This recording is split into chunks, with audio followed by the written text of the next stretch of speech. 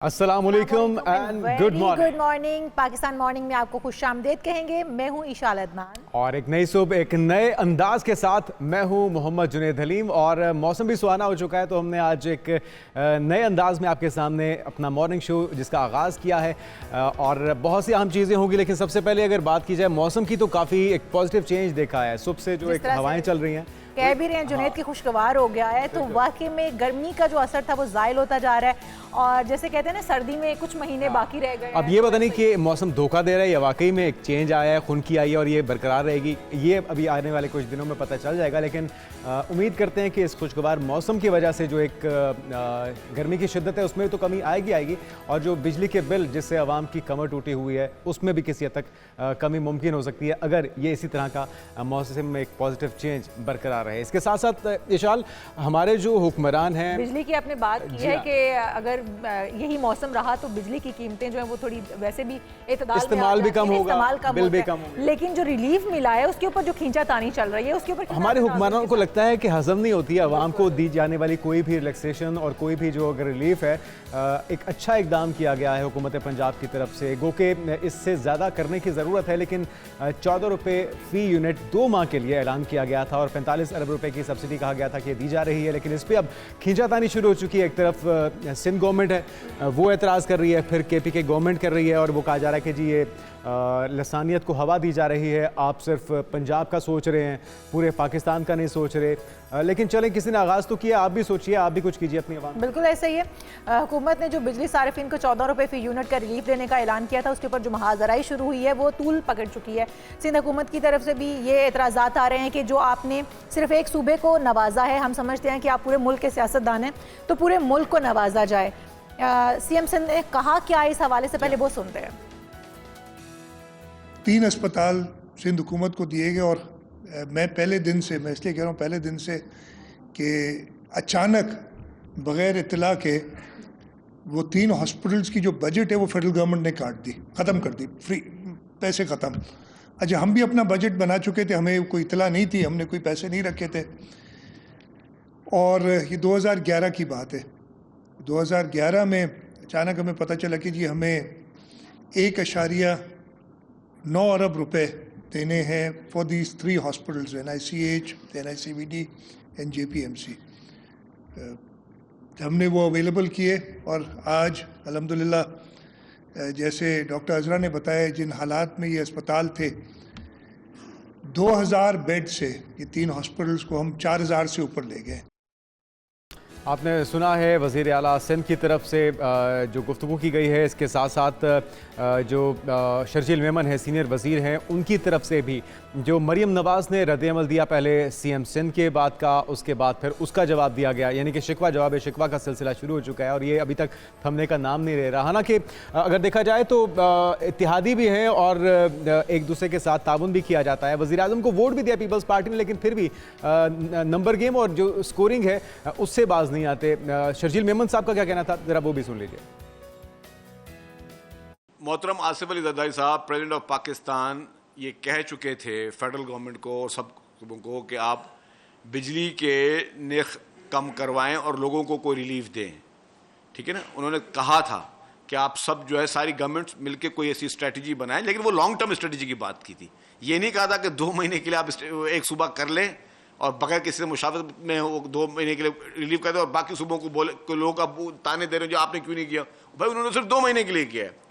आप चाहते हैं कि हम जो है लॉन्ग टर्म प्लानिंग करें, जिसमें हम हमारी पूरी इन्वेस्टमेंट इस वक्त थर के कोयले पे जा रही है। हम तो चाह रहे हैं कि पूरे पाकिस्तान के बच्चे को उम्र भर के लिए बिजली का नर्ख कम मिले।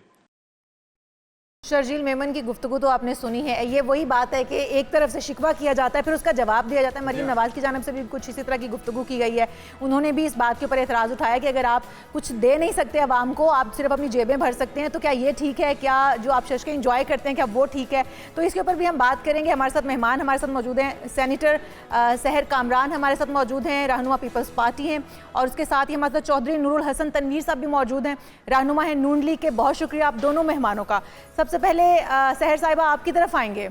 जिस तरह से आप देख रही हैं कि सारे ही एतराज़ात इस वक्त उठा रहे हैं, क्या मरीम नवाज़ साहिबा जो कह रही हैं कि एतराज़ात उठाने की बजाय तमाम सूबों को अपनी अपनी सतह पर नवाजना चाहिए, अवाम को, क्या नहीं है?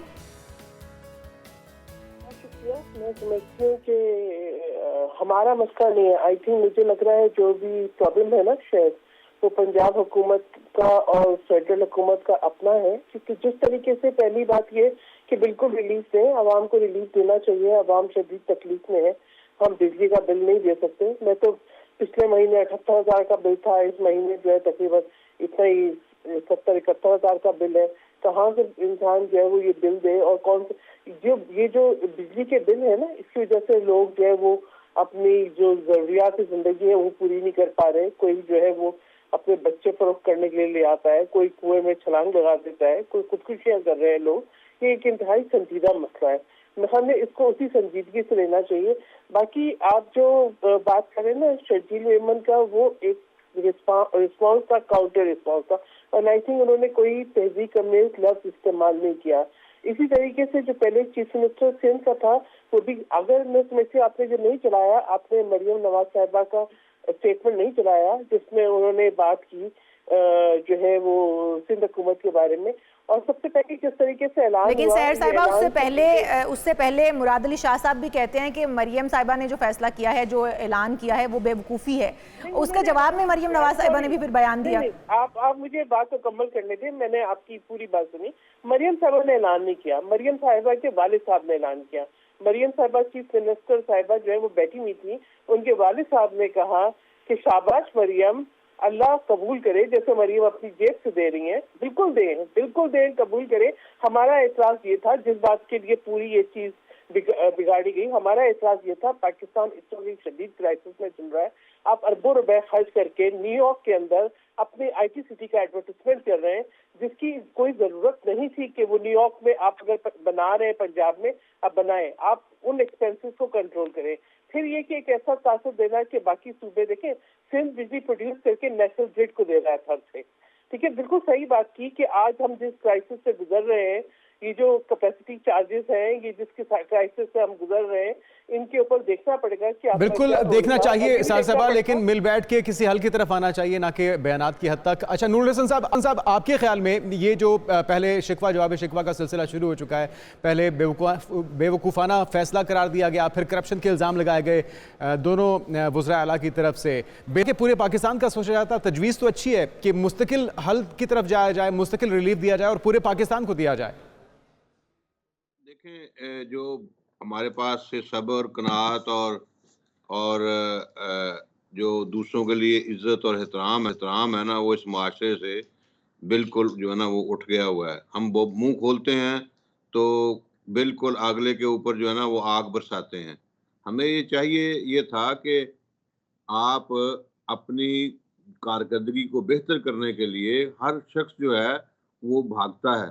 अगर वज़ीर आला पंजाब ने ये ऐलान किया है और वज़ीर आला पंजाब के वालिद जो हैं, जो उनकी पार्टी के कायद हैं और सदर हैं, और उन्होंने ये ऐलान करवाया है हर तरफ से पंजाब के अवाम के लिए, तो दूसरे लोग भी उसके ऊपर सबकत ले जाएं, उससे आगे बढ़ें। और उन्होंने अपने रिसोर्सेज से, जो उनके पास अपने पास जो बजट वफाकी हुकूमत से या जितना बजट उनके पास था उसमें कटौती करके मुख्तलिफ महकमों से उन्होंने और ख़ास तौर पे उन्होंने जो फंड्स थे MPs के, उनमें से पैसे कम करके उन्होंने ये अवाम को रिलीफ दिया है। इसमें शाबाश बनती है। और हम जो हैं इनसाइड पार्टी और बाहर भी अवाम ने इसको बहुत ज़्यादा सराहा है। तकलीफ सिर्फ उनको हुई है जो ये कर नहीं सकते। भाई आपके पास भी हुकूमतें हैं, सूबों की हुकूमतें हैं, आप लोग भी बैठिए, आप लोग भी वहाँ से अपनी जो तरक्याती फंड्स हैं उसमें से पैसे जो है ना वो निकालें और आवाम के लिए लगाएं। देखें सर, आप ठीक कह रहे हैं कि वो भी सर तमाम सूबे जो हैं वो अपनी अपनी सतह पर इकदाम करें, वो अपना पर आवाम के लिए जो रिलीफ दे सकते हैं वो दें। लेकिन जो रिलीफ आप कह रहे हैं कि अपनी जेब से दी गई है, क्या वो समझते हैं कि काफ़ी होगी? क्योंकि 2 महीने के बाद फिर से वही सूरत हाल होगी, महंगाई भी अरूज पर होगी, बिल भी वापस उसी सतह पर आ जाएंगे, गो कि बिजली का यूजेज कम हो जाएगा। ये काफ़ी है? देखें, बात यह है कि हम तो ये चाहते हैं, हमारे मंशूर में है कि हम कहते हैं कि कम से कम 200 से 300 यूनिट जो हैं वो आवाम को फ्री दें, गरीब आवाम को, और जो इसमें लॉन्ग टर्म प्लानिंग करें। हम ये भी कहते हैं कि आप IPPs के साथ बैठ के उनको रीशेड्यूल करें, उनकी कैपेसिटी जो है उनको टोटल को चेक किया जाए और जो प्रोड्यूस कर सकते हैं उनके वो पैसे दें।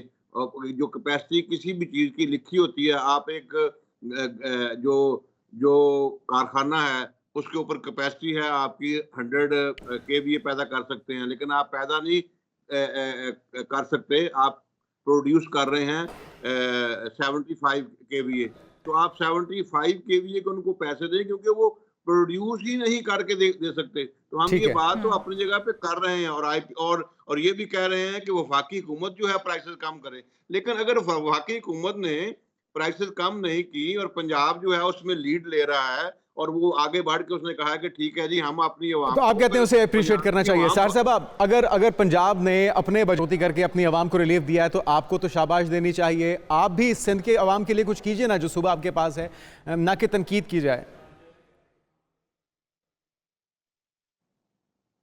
जी सर साहब, बिजली बना के नेशनल ग्रिड को भी दे रहे हैं थर से, ठीक है, इंपोर्टेड कोल से नहीं, लोकल थर कोल से। और इसके अलावा हमारे यहाँ जो फ्री हेल्थ केयर सिस्टम है पंजाब में, तो उसका कोई शायबा भी नहीं है। लेकिन जो एक अहम बात मैं आपसे कहना चाह रही हूँ वो ये है कि मसला पीपल्स पार्टी का नहीं है, मसला जो है वो चचा और भतीजे का है। मसला ये है कि मुसलसल से चीफ मिनिस्टर साहिबा ऐसे इकदाम कर रही हैं जिनसे वो ये चाहती है कि जो एलाइज खड़े हुए हैं उनके चचा के साथ वो छोड़ दें, क्योंकि आप ये देखें कि एक बहुत अच्छा जेस्चर में पीपल्स पार्टी हुकूमत का हिस्सा नहीं बनी, लेकिन पार्लियामान में रह के न सिर्फ हुकूमत को स्टेबिलिटी दी बल्कि हुकूमतें बनाने का मौका दिया, पंजाब में भी और वफाक में भी, ठीक है। और उसके बाद उन्होंने जिस किस्म के जेस्चर दिखाए, जब सदर मुमलिकत का खिताब था दोनों मुश्तरका ऐवानों से, तो एक ट्रेडिशन है उसके मुताबिक सारे चीफ मिनिस्टर जो है वो लाजमी अटेंड करते हैं। तो जिन्होंने नहीं अटेंड किया वो चीफ मिनिस्टर साहिबा थी और उनके वालिद साहब थे जो एक पार्टी के सरबराह थे, which was a very bad gesture. फिर उसके बाद खत्म वहां से नहीं हुई, फिर मुसलसल इस किस्म के, यानी आप ये बात करिए, मैं कह रही हूँ आप निकाले ना बयान, आप मरियम जो तर्जुमान है उनके भी निकालें, ठीक है, आप इनके भी निकालें। सर साहब, लेकिन ये नून लीग के दोस्त वो कह रहे हैं कि एतराज है कि आपको बुनियादी तौर पे पंजाब की आवाम को रिलीफ देने पे है या फिर ये कम अरसे के लिए है, एग्जैक्टली क्या किस चीज से एतराज है आपको? नहीं है, जिस तरह जब सदर मुमलिकत लाहौर गए तो चीफ मिनिस्टर साहिबा ने बेसिक कर्टेसीज भी एक्सटेंड नहीं की, तो वो basically she is trying to pollute the entire situation. और जो भी टारगेट कर रहे हैं, जो भी जो है चीफ मिनिस्टर साहिबा उनके वाले ने टारगेट किया, वो अपनी फेडरल गवर्नमेंट को टारगेट किया, क्योंकि फेडरल गवर्नमेंट की जिम्मेदारी थी बिजली के नरखों को कंट्रोल करना, आईपीपी के साथ नेगोशिएट करना, ये फेडरल गवर्नमेंट की जिम्मेदारी थी। बहुत शुक्रिया सहर कामरान साहब हमारे साथ मौजूद थी, चौधरी नूर हसन साहब। और इस वक्त दोनों एक दूसरे पे इल्जामात लगा रहे हैं, लेकिन असूली तौर पे होना ये चाहिए कि पूरे पाकिस्तान के बारे में सोचा जाए, क्योंकि बिजली के बिल किसी एक सूबे के लिए भारी नहीं है बल्कि पूरे पाकिस्तान के हर शहर, हर सूबे के लिए जो अवाम है उनके लिए मुश्किलात का बायस बन रही है। और एक और मंतक भी पेश की गई है वज़ीर तवानाई की तरफ से, वो कहते हैं कि कैपेसिटी पेमेंट्स का जो हल वो ये दिखाई देता है उनकी नज़र में, जो कि उनसे तवक्को तो नहीं की जा रही थी, लेकिन उन्होंने बहरहाल कहा है कि 2 घंटे की लोड शेडिंग कर दी जाए तो कैपेसिटी पेमेंट्स का मसला जो है वो हल हो सकता है। लेकिन हमें बहरहाल परमानेंट हल की तरफ जाना चाहिए, ये जो आर्जी हल हैं उनकी तरफ नहीं जाना चाहिए, क्योंकि ये हमें वक्ती तौर पर रिलीफ दे सकते हैं लेकिन उसके बाद फिर से आवाम की वही चीखें हमें सुनाई देंगी। तो हम ये उम्मीद करते हैं कि गवर्नमेंट जो है वो हमारी मिल बैठ कर तमाम सूबों के लिए इकदाम करेंगी और परमानेंट हल जो है वो उसकी तरफ जाएंगी। हम यहाँ पर एक शॉर्ट ब्रेक ले लेते हैं और उसके बाद शामिल करते हैं दीगर इशूज़ और बहुत सी और कुछ भी खबरें हैं, और इसके अलावा ऐसे बहुत से टॉपिक्स हैं जिस पे आप चाहेंगे कि गुफ्तगू हो। हाजिर होते हैं एक break. Stay with us. Pakistan morning में एक बार फिर से आपको खुशामदीद कहेंगे। नाज़रीन, पाकिस्तान में अगर बात की जाए महंगाई की और आबादी की, तो दोनों तेज़ी से बढ़ रही हैं और बढ़ती ही चली जा रही हैं। 2030 तक पाकिस्तान की शहरी आबादी जो है उसका बताया जा रहा है कि 99.4 मिलियन तक पहुंच जाने खतरे की घंटी यानी कि बज चुकी है। और एशियाई तरक्याती बैंक ने पाकिस्तान की शहरी आबादी में इजाफे से मुतल्लिक एक रिपोर्ट भी जारी की है, और ADB की रिपोर्ट के मुताबिक पाकिस्तान की शहरी आबादी में सालाना बुनियादों पर 3.65% की शरह से इजाफा हो रहा है, जो कि हैरान बहुत हैरानकुन है। 2023 की मरदमशुमारी के मुताबिक भी पाकिस्तान की शरह जो है वो 2.55% है, और 2023 की मरदमशुमारी के मुताबिक इस वक्त पाकिस्तान की शहरी आबादी जो है वो 93.8 मिलियन हो चुकी है, जो कि बहुत ज़्यादा है। और अगर हम अपनी महंगाई और हमने वसाइल देखें तो वो बहुत कम है, वसाइल हमारे मुसलसल कम हो रहे हैं, महंगाई मुसलसल बढ़ रही है। और इस तनासुब से अगर आबादी बढ़ती रही तो 1981 के बाद 4 गुना इसमें इजाफा जो कि ऑलरेडी हो चुका है। एशियाई तरक्याती बैंक ने भी अपनी रिपोर्ट में पाकिस्तान में पायदार शहरी तरक्की के लिए समत मुतय्यन करने पर जोर दिया है। आबादी के मुकाबले पाकिस्तान की माशी हालत इंतहाई गैर यकीनी का शिकार है।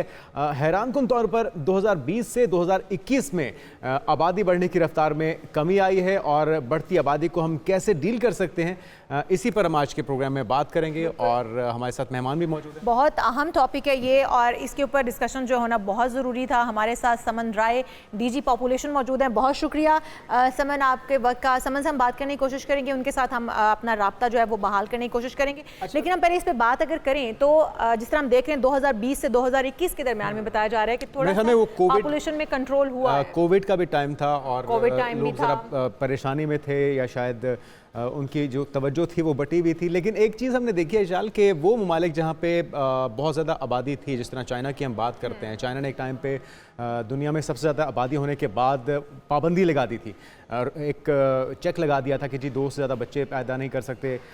उसके मनफी असरात भी हुए हैं और ऐसे ममालिक की मिसाल मिलती है जहाँ पे सिर्फ आबादी कंट्रोल कर लेने से आप मसाइल को हल नहीं कर सकते या वसाइल में इजाफा नहीं कर सकते। अपने वसाइल को बढ़ाने की कोशिश भी उतनी ही ज़रूरी है जितना आबादी के ऊपर कंट्रोल रखना है। और ये मेरे ख्याल में हर पेरेंट्स की अपनी भी जिम्मेदारी बनती है। ऐसा कोई इदारा जिस तरह पॉपुलेशन वेलफेयर बचपन से हम देख रहे हैं कि पाकिस्तान में फ़ाल है, वो मराकज़ भी हैं, उनके सेहत के हवाले से लोगों को गाइडेंस भी दी जाती है। लेकिन इसके बावजूद लोगों की अवेयरनेस तो ज़रूरी है ही, लेकिन साथ में हुकूमत की जिम्मेदारी भी है कि लोगों की मयार ज़िंदगी को बेहतर किया जा सके, उन्हें अच्छी एजुकेशन, उन्हें अच्छी सेहत के मौके दिए जाएं। आपने ये नोटिस किया है कि हमारी आबादी जो है किन इलाकों में ज़्यादा होती है, जो हमारे दही इलाके हैं वहाँ पर हमारी पॉपुलेशन बहुत ज़्यादा होती है क्योंकि अवेयरनेस नहीं है। तो हमारे साथ हमें ज्वाइन किया है समन राय, डीजी पॉपुलेशन है। बहुत शुक्रिया समन साहिबा आपका। समन साहिबा, हम पॉपुलेशन की बात करें तो जिस तरह से तेज़ी से बढ़ती जा रही है और महंगाई है वो भी अरूज पर है हमारी, किस तरह से इसको कंट्रोल किया जा सकता है और क्या इस वक्त तादाद शुमार जो हैं वो सामने आ रहे हैं, आने वाले वक्तों में क्या?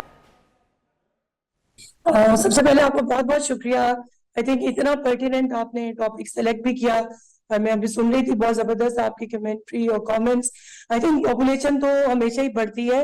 अक्सर जो डिपार्टमेंट पे मैंने बात सुनी है वो ये कि पॉपुलेशन बढ़ी है तो डिपार्टमेंट का फायदा क्या है। वी नीड टू अंडरस्टैंड कि जो कॉन्ट्रासेप्टिव इस्तेमाल करते हैं और फैमिली प्लानिंग करते हैं, वक्फा करते हैं, जिसे हेल्दी स्पेसिंग कहते हैं, और जब आपने अपने बच्चों के डिजायर्ड नंबर पैदा कर लिया और उसके बाद फिर आपको long term family planning methods adopt करने चाहिए ताकि आप अनइंटेंडेड प्रेगनेंसीज का शिकार ना हो। हमारी जो मरदमशुमारी 7वीं हुई है, अभी पिछले साल कंप्लीट हुई, उसके मुताबिक इस वक्त 241 मिलियन से ज्यादा पाकिस्तान की आबादी हो चुकी है और पंजाब समेत तमाम सूबों में आबादी की बढ़ने की रफ्तार बहुत ही तेज है और 3.4 इस वक्त टोटल फर्टिलिटी रेट है, जिसको हमें 1 या 2 पे लेके जाने की जरूरत है। तो हमारा जो टोटल फर्टिलिटी रेट जब डिक्लाइन करेगा तभी ये तेजी से बढ़ती हुई आबादी के रेशो को आप स्लो डाउन कर सकते हैं। बट मैं एक और जरूर बात बता दूं कि पाकिस्तान के अंदर तकरीबन 79% के नजदीक इस वक्त आबादी अंडर 40 है। तो आप इमेजिन करें कि पाकिस्तान में marriage is a universal reality, is a universal concept. सबने शादियां अपने बच्चों की करनी है या खुद करनी है, तो ये तो सिलसिला जारी रहेगा। लेकिन ये कि स्मॉल फैमिलीज पे जाएं और इनफरादी तौर पे भी हम ये डिसीजन करें कि अपने बच्चों की तादाद कम से कम अच्छा समन साहबा, जिस तरह अभी हम बात भी कर रहे थे कि जो आबादी में इजाफे की रेशो अगर कंपैरिजन किया जाए तो जो पॉश एरिया हैं, जो बड़े शहर हैं, उसकी निस्बत देही इलाकों में उसकी तादाद या आबादी की शरह बहुत ज़्यादा है। तो क्या क्या चैलेंजेस होते हैं, किस तरह से कायल किया जाता है, किस तरह से एजुकेट किया जाता है वहाँ पे आपके महकमे की तरफ से मर्दों ख़वातीन को और पेरेंट्स को? जी जी बिल्कुल। अच्छा, एक ये अमूमी मुशाहिदा है कि रूरल में शायद ज़्यादा चैलेंजिंग है, लेकिन मैं एक बात बताऊं कि आपको जो हमारे अर्बन आप कह लें जैसे शहर है वो बहुत तेज़ी से ग्रो कर रहे हैं। अब आप लाहौर देखें जहाँ से मैं इस वक्त बात कर रही हूँ, 1,40,00,000 से ज़्यादा ये शहर है। Karachi is another example. इसी तरह मुल्तान, रावलपिंडी, गुजरांवाला इतनी तेज़ी से ग्रो कर रहे हैं। तो अर्बन चैलेंजेस अलग हैं और रूरल के चैलेंजेस अलग हैं। लेकिन समन साहिबा, यहाँ पर ये भी है कि जो गांव देहातों से लोग अपनी नौकरियों के लिए, पढ़ाई के लिए वो शहरों का रुख करते हैं। शहरों की आबादी तो इसलिए भी बढ़ रही है क्योंकि लोग माइग्रेट करके शहरों की तरफ आ रहे हैं, लेकिन वहाँ पर चैलेंज ये है कि वहाँ पर आबादी वैसे ही बच्चे, हर खानदान के, हर फैमिली के, हर घर में कोई 5-5, 6-6 बच्चे निकलते हैं, जो कि शहरों में अगर हम देखें तो पेरेंट्स बड़ा सोच समझ कर, क्योंकि उन्हें स्कूल की फीसेस देनी है, उन्हें अपने घर को मैनेज करना है, घर चलाने हैं, तो बड़ा सोच समझ कर बच्चे होते हैं, 2 या 3 मैक्सिमम होते हैं। इस चीज़ को थोड़ा सा बताइएगा। जी आप बिल्कुल ठीक कह रही हैं, क्योंकि जाहिर है अर्बन स्पेसेस पे लोग ज़्यादा एजुकेटेड हैं, वी कैन बिल्कुल से। लेकिन मैं वैसे ये बात कर रही थी ओवरऑल कि आबादी की जो बढ़ने का तनासुब है वो हर जगह ही है। अच्छा, एक चीज़ और है आबादी बढ़ने में भी, कि हमारी एल्डरली पॉपुलेशन, चूँकि ज़ाहिर अब ज़िंदगी का तवील उम्री है, हेल्थ केयर फैसिलिटीज़ बेहतर हो गई हैं, तो एक ये भी फैक्टर है कि इस वक्त हमारी जो आबादी का इस वक्त एक साइज है। लेकिन हमें ज़्यादा परेशान होना चाहिए, क्योंकि जो डेली तकरीबन 20,000 बच्चे पाकिस्तान में पैदा हो रहे हैं, तो जो हमारी पॉपुलेशन की पिरामिड की जो बेस है वो बहुत तेजी से फैल रही, जो कि 0 से 9 इयर्स का एक साइज आप कह सकते हैं। तो इन सारे बच्चों के लिए आपको स्कूलिंग, एजुकेशन, हेल्थ और पेरेंटिंग की भी बेस्ट आपको एफर्ट्स जो है वो लगानी पड़ती हैं। तो ये बहुत चैलेंज है, इसलिए मेरी तो तमाम सुनने वालों से ये दरख्वास्त होगी कि अपनी फैमिलीज का साइज कम से कम रखें, बच्चों पे फोकस करें, क्वालिटी पेरेंटिंग का सोचें कि एक बच्चे को कितना वक्त दे सकते हैं। तो आई थिंक नेचुरली एक अगर स्मॉल फैमिली साइज होगा तो इट इज अच्छा, इजी टू अभी तक पॉपुलेशन वेलफेयर हम तो बचपन से देख रहे हैं कि इदारा फाल है और कोशिश भी कर रहा है अपने तय, लेकिन अभी तक आपकी कोशिशें रंग क्यों नहीं ला सकी? मुसलसल आबादी की शरह में तो इजाफा ही हो रहा है, और ये जो हालिया सर्वे है इसके मुताबिक पाकिस्तान की शरह आबादी जो है वो 99.4 मिलियन तक पहुँच जाएगी 2030 में। जी बिल्कुल। अच्छा, मैं आपको थोड़ा सा गाइड करना चाहूंगी कि एक हम काम करते हैं कॉन्ट्रासेप्टिव प्रिविलेंस रेट पे, हम फ्री कॉन्ट्रासेप्टिव्स देते हैं पूरे पंजाब में। दूसरा ये है कि फैमिली प्लानिंग और उसके जितने कैंप्स हैं, रिप्रोडक्टिव हेल्थ के रिलेटेड जितनी फैसिलिटीज हैं वो देते हैं। लेकिन most importantly social behaviour change communication करते हैं, ताकि लोग फैमिली प्लानिंग को अडॉप्ट करें और इसको बुरा ना समझें। उसमें महकमा इस हद तक कामयाब है कि 98% पंजाब में population already family planning methods के मुतालिक जानती है। अब आपका नेक्स्ट नेचुरल क्वेश्चन ये है कि शरह ग्रोथ नीचे क्यों नहीं जा रही? तो अगर आप 1970, 80 और 90 की दिहाइयों से कंपेयर करें तो पाकिस्तान की टोटल फर्टिलिटी रेट डिक्लाइन हुई है। तब अगर 5 या 6 बच्चे थे, अब ये 3 या 4 पे गए हैं। तो for a big set of population like Pakistan, Saman Sahiba, क्या इस सक्सेस को शो करता है? समन साहिबा, क्या इस हवाले से हुकूमती सतह पर कोई कवानीन बनने चाहिए, उनके ऊपर फिर इम्प्लीमेंटेशन होनी चाहिए ताकि कवानीन के मुताबिक चला जाए? और जिस तरह से हम दीगर ममालिक की बात करते हैं तो वहाँ पर ये कहा जाता है कि 2 से ज़ायद बच्चे जो है वो जुर्म कंसीडर किया जाता है पैदा करना। तो क्या इस तरह के कवानीन बनाए जा सकते हैं या इनकी ज़रूरत है? जी बिल्कुल, फैमिली प्लानिंग की फील्ड में भी कवानीन बनाए जा सकते हैं। और दूसरा मैं आपको बताऊं, पाकिस्तान में कम उम्र की शादी एक बहुत बड़ा फैक्टर है जो कि आपकी इस आबादी के और फर्टिलिटी के ट्रेंड में कंट्रीब्यूट कर रहा है।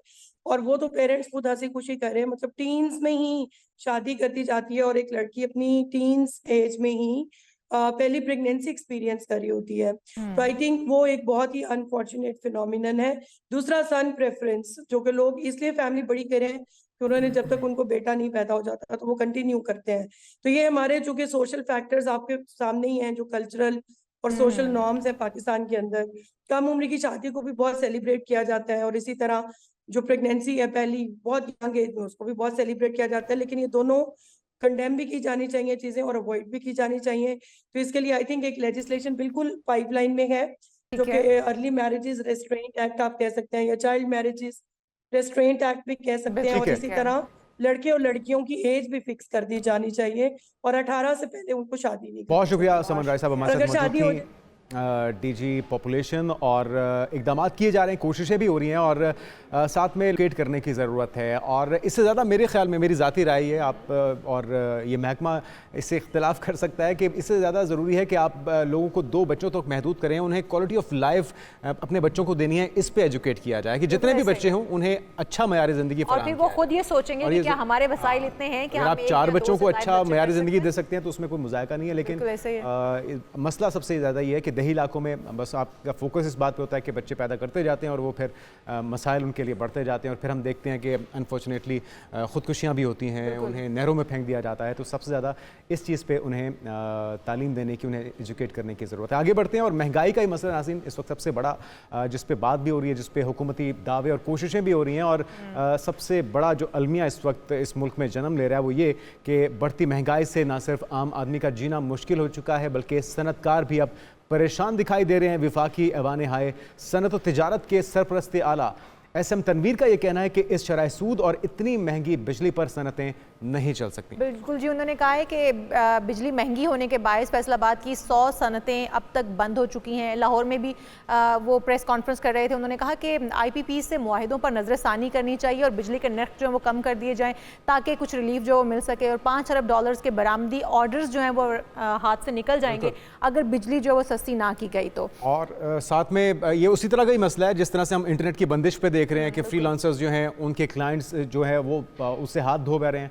उन्होंने कहा है कि महंगाई की शरह 11% है तो शरह सूद 19.5% रखने का कोई जवाज़ नहीं बनता। तो इस हवाले से बात करने के लिए अहमद नजीब सती और उसके साथ साथ अभी इस वक्त हमारे साथ मौजूद होंगे ज़ुहैब रफ़ीक साहब, साबिक सीनियर वाइस प्रेसिडेंट हैं SCCI के। तो नजीब साहब, ज़ुहैब साहब, आपके ख्याल में ये जो मामला है, एक तो ये ख़बर चल रही है कि जी 100 से ज़्यादा सनतें इंडस्ट्रीज़ बंद हो चुकी हैं, इसमें कितनी सदाकत है? और अगर बात की जाए कंट्रीब्यूशन की तो मुल्की सनत से कितना रेवेन्यू जनरेट होता है जो कि मुल्की की रेवेन्यू में इजाफा करता है? पहले तो ये भी बताइएगा। जी बहुत शुक्रिया। और मैं पहले तो ये कहना चाहूँगा कि माशाल्लाह जी देखें पाकिस्तानी जो नेशन है, हम सब बड़ी एक रेजिलिएंट नेशन है और हमने हर हालात का बड़ा डट के मुकाबला किया है। और सबसे ज़्यादा ज़रूरी है कि always stay hopeful and focus even in A challenging time. और मैं समझता हूँ कि इकट्ठे होके वी कैन नेविगेट, हम कर सकते हैं ये जो ऑब्स्टेकल्स हैं to achieve the greater things. और हमेशा हमने कंटिन्यू करना है, सपोर्ट करना है ईच अदर का, हम एक दूसरे को।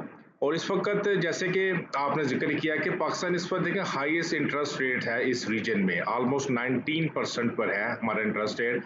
अगर हम कंपेयर करते हैं अपने रीजनल कंपेटिटर्स से, अगर मलेशिया को अगर हम देखें उस वक्त 3% है, चाइना इस वक्त 3.45% है, इंडिया में इस वक्त 6.5% है और बांग्ला इस वक्त 6% है। तो मैं समझता हूँ कि जो इस वक्त हम जो डिमांड करते हैं गवर्नमेंट से कि एटलीस्ट जो हमारा इंटरेस्ट रेट वो अलाइन किया जाए जो हमारे रीजनल जो हमारे कंपेटिटर जैसे मैंने जिक्र किया है, ताकि हम अपनी इनपुट कास्ट जो है इसको हम कम कर सकें और एक कंड्यूसिव एनवायरनमेंट अपनी इंडस्ट्रीज को प्रोवाइड करें जिसमें हम थोड़ा सा फ्लरिश कर सकें। क्योंकि जो राइजिंग कास्ट है इस वक्त बिजनेस करने की, वो हमारी परफॉर्मेंस को है ना वो बड़ा इफेक्ट कर रही है। इस तरह जो IPPs के आपने मुआहदे किए हैं जिससे बिजली की कॉस्ट जो बढ़ गई है उस पर नजरसानी की जरूरत है, या हमें कोई अल्टरनेटिव ऐसी कोई सब्सिडीज दी जाए। क्योंकि इस वक्त जो लार्ज इंडस्ट्रीज हैं उनकी भी जो मैं समझता हूँ कैपेसिटी 15 to 20% कम हो चुकी है और ये बिजनेस बंद हो रहे हैं।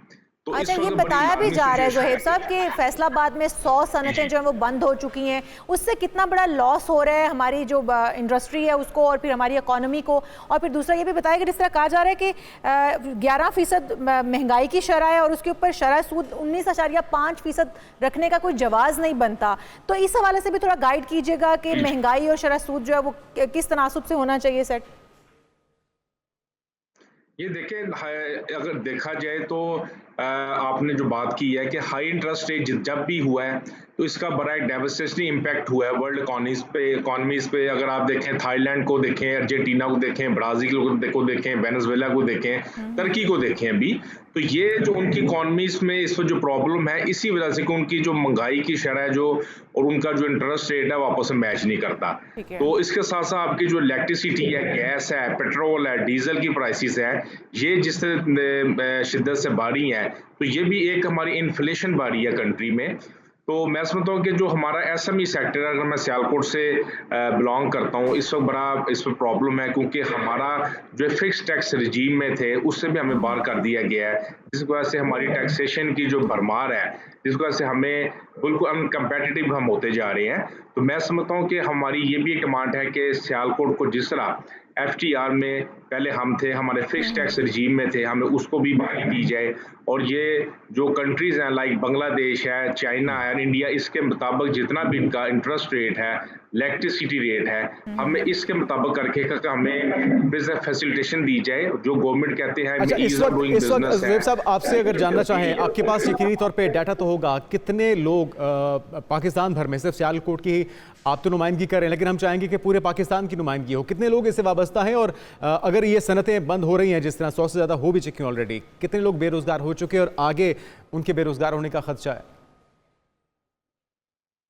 नहीं, डेफिनेटली देखें, ये जिस तरह के हालात हो रहे हैं, जैसे हमारा टैक्सेशन का सिस्टम आ रहा है, टैक्सेशन का बिजनेस जो सिस्टम टफ से टफ होता जा रहा है, पेट्रोल की प्राइसेस हैं, आपकी इलेक्ट्रिसिटी की प्राइसेस हैं, तो डेफिनेटली ये हम अगर अनकम्पेटिटिव होते जाएंगे इंटरनेशनली और बाहर अपना ट्रस्ट हमारी इकोनॉमी से अपना वो खींचता जाएगा। जैसा बांग्लादेश की मैं एग्जांपल अगर आपको दूं, वहां से भी काफी बिजनेस ड्रेन हो रहा है, तो मैं समझता हूं दिस इज राइट टाइम कि गवर्नमेंट को फैसिलिटेट करें जो इंडस्ट्री, जो पाकिस्तान की जो प्रॉब्लम है, अगर प्रॉब्लम में होगी डेफिनेटली बायर हमारे से इंटरेस्ट अपना उसका शेकर होगा, तो वो हमारे से अपना बिजनेस विड्रा करता जाएगा। तो बिजनेस विड्रा करता जाएगा तो डेफिनेटली इंडस्ट्री नहीं चल सकेगी। इस वक्त राइट अपॉर्चुनिटी है जो बांग्लादेश में इस वक्त जो वहां से ब्रांड्स विड्रा हो रहे हैं, तो पाकिस्तान इनको एक राइट टाइम है कि हम उन ब्रांड्स को अपनी तरफ खींचें, उन ब्रांड्स को ऐसी फैसिलिटीज दें पाकिस्तान की हमारी जो एक्सपोर्ट है। जी ज़ुहैब साहब, जिस तरह आप कह रहे हैं कि हम वहाँ से ऑर्डर्स जो है वो ला सकते हैं, वहाँ से बिजनेस हम पाकिस्तान की तरफ मूव करवा सकते हैं, प्लान क्या है फिर हुकूमती सतह पर? आप क्या ऐसा प्लान देना चाहते हैं कि हुकूमत इसके ऊपर अमल पैरा होगी तो मसाइल हल हो जाएंगे और बिजनेस जो पाकिस्तान की तरफ मूव करेगा?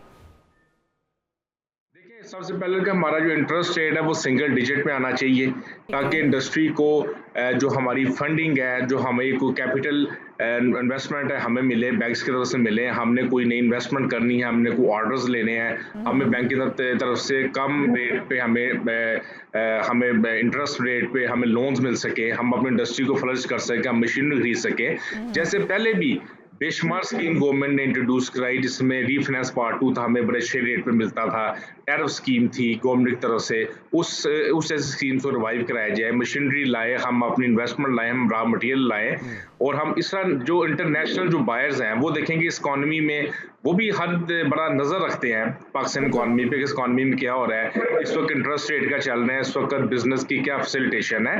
तो डेफिनेटली जब एक कंडूसिव एनवायरनमेंट होगा, इंटरनेशनल ब्रांड्स आएंगे, इसमें जो इलेक्ट्रिसिटी के टैरिफ रेट है वो कम हो, तो मैं नहीं समझता कि पाकिस्तान माशाल्लाह एक ज़बरदस्त एक हमारा ये एजुकेटेड फील्ड है, और पाकिस्तान में हर तरीके से एक मैं समझता हूँ हमारी इंडस्ट्री फ्लरिश, जिस ऑलरेडी पिछले सालों में हमारी लेबर बड़ी one of the best labour की इन द रीजन है, हमारी जो एंटरप्रेन्योरशिप पोटेंशियल पाकिस्तान में बहुत है, लेकिन तवज्जो की ज़रूरत है। ज़ुहैब रफ़ीक साहब हमारे साथ मौजूद है, आपका बहुत शुक्रिया। दो चीज़ें बुनियादी तौर पर वो कह रहे हैं, एक तो इंटरेस्ट रेट को कम किया जाए, सिंगल डिजिट जाए, और दूसरा बिजली के टैरिफ कम किया जाए, कीमतों को कम किया जाए, ताकि ज़्यादा ऑर्डर्स आएँ, और पाकिस्तान का ज़ाहिर बात है नाम भी बेहतर होगा और रेवेन्यू में भी कंट्रीब्यूशन का बायस। और जिस तरह से हम कहते हैं ना कि चाइना के साथ ताल्लुकात हम बेहतर कर रहे हैं, चाइना से बिजनेस यहाँ पर आ रहा है, तो दीगर ममालिक भी इस तरह मुतवज्जो होंगे। अगर हम कुछ अच्छी पॉलिसीज देंगे बिजनेस के हवाले से, तो यकीनी तौर पर जो दूसरे बिजनेसमैन है वो भी यहाँ पर दूसरे ममालिक के, वो भी पाकिस्तान में आके इन्वेस्ट करना शुरू कर देंगे। और बांग्लादेश की बड़ी ज़बरदस्त उन्होंने मिसाल दी है, और हमारे लिए भी वो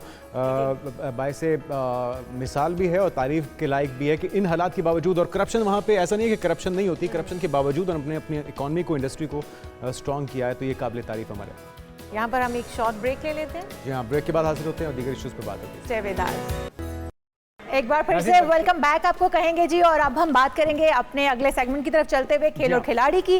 तो तमाम टीमें, दोनों टीमें बल्कि इस वक्त जमकर प्रैक्टिस कर चुकी हैं। बिल्कुल, और पहला टेस्ट होने जा रहा है रावलपिंडी में नाज़रीन, और जिस तरह से आप जानते हैं कि पिंडी और इस्लामाबाद की अगर वेदर की बात की जाए तो वहाँ पे अक्सर बारिश के खदशात रहते हैं, तो तवक्को ये की जा रही है कि आज बारिश रंग में भंग ना डाले, और दोनों ही की तरफ से जीत के दावे तो किए जा रहे हैं, लेकिन पाकिस्तान को एज इसलिए हासिल है चाल कि पाकिस्तान का ट्रैक रिकॉर्ड बहुत अच्छा। अब तक 13 टेस्ट मैचेस खेले गए हैं दोनों टीमों के दरमियान, जिसमें से पाकिस्तान ने 12 जीते हुए हैं और एक मैच जो है वो ड्रॉ हुआ, और एक और भी एज हासिल है, होम ग्राउंड है, होम ग्राउंड पे तो कोई भी खिलाड़ी जीत सकता है, लेकिन जमकर खेलना शर्त होगी।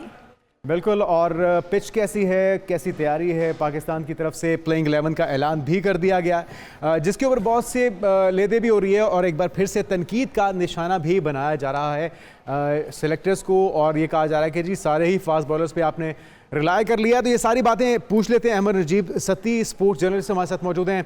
अहमद भाई, बहुत शुक्रिया आपके वक्त के लिए, आपको वेलकम कहेंगे पाकिस्तान मॉर्निंग में। सबसे पहले ज़रा कमेंट कीजिए प्लेइंग 11 के ऊपर, कितनी बैलेंस टीम है और वो जो तनकीद हो रही है आप भी उसकी हिमायत करेंगे कि सारे फास्ट बॉलर्स पर रिलाय नहीं करना चाहिए था, कोई स्पिनर भी डालना चाहिए था?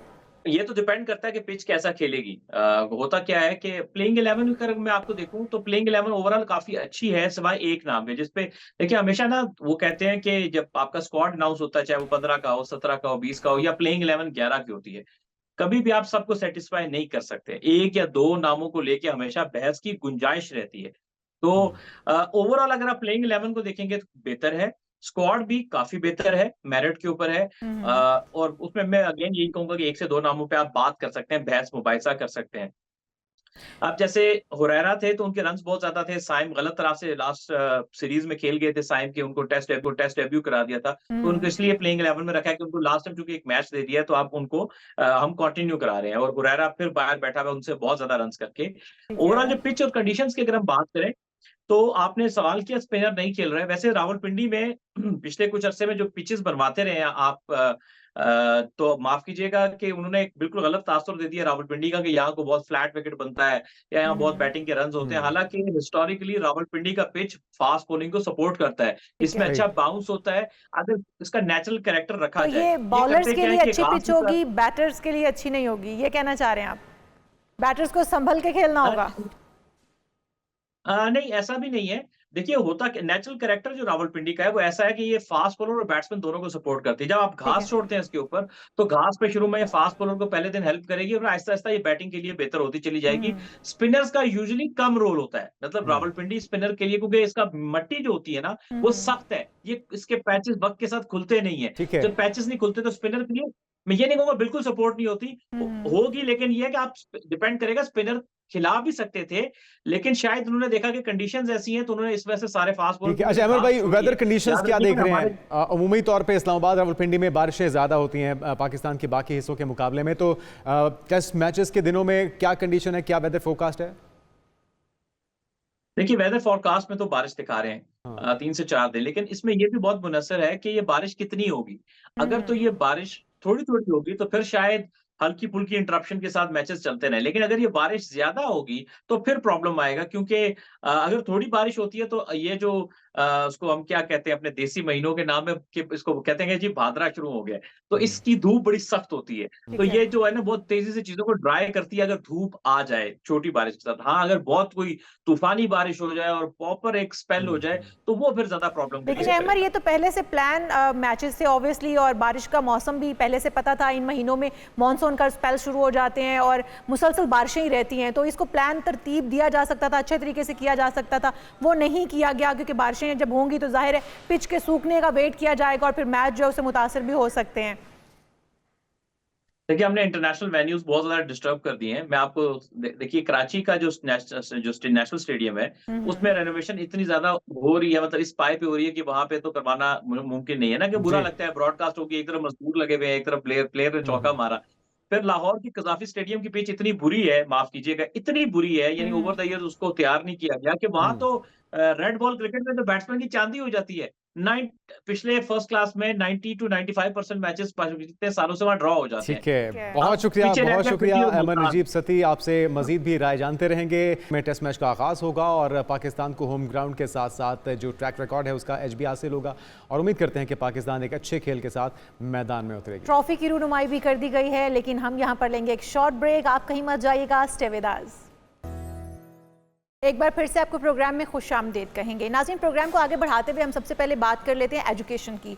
हमारी सोसाइटी को एजुकेट करना कितना ज़रूरी है, और जिस तरह के वाक़यात हम देख रहे हैं हमारे गिरदोनवा में पेश आते हैं, उसके बाद तो ये बात यकीनी हो जाती है कि हमारी आवाम उस तरह से एजुकेट नहीं है जिस तरह से होना चाहिए। उनकी जो तरबियत घर में होनी चाहिए वो बहुत ज़रूरी है। बिल्कुल, और इसमें वक्त के साथ साथ इजाफा होता जा रहा है जो कि तशवीशनाक है। ये जो हालिया एक वाक़या पेश आया है जिस पे बहुत ज़्यादा बात भी हो रही है, मुख्तलिफ शोबिस की शख्सियात जिस जिसमें सजल अली हैं, ज़ारा नूर अब्बास हैं और दीगर सेलिब्रिटीज़ भी इस पर बात कर रहे हैं। शहर कायद में बेसिकली नाज़रीन ये वाक़या पेश आया नॉर्थ कराची के इलाके में, जहाँ पे खातून को हिरासत करने वाले वाक़े पर सजल अली ने तशवीश का इजहार किया है और उन्होंने समाजी राब्ते की वेबसाइट पर यह कहा है कि अगर मुझे मेरा इस वाक़े के हवाले से उन्होंने कहा है कि अगर मुझे कत्ल करने की इख्तियार होता तो मैं शायद इस तरह की शख्सियात के लोगों का कत्ल कर देती। तो यानी कि शिद्दत बहुत ज़्यादा है। और ये जो वाक़या था वो बेसिकली था क्या, वो आपको बताते चलते हैं कि वाक़या ये था कि एक खातून अबाए में जा रही हैं और एक बाइक पे शख्स जा रहा है जिसने आगे छोटे से बच्चे को बिठाया हुआ और वो उस खातून को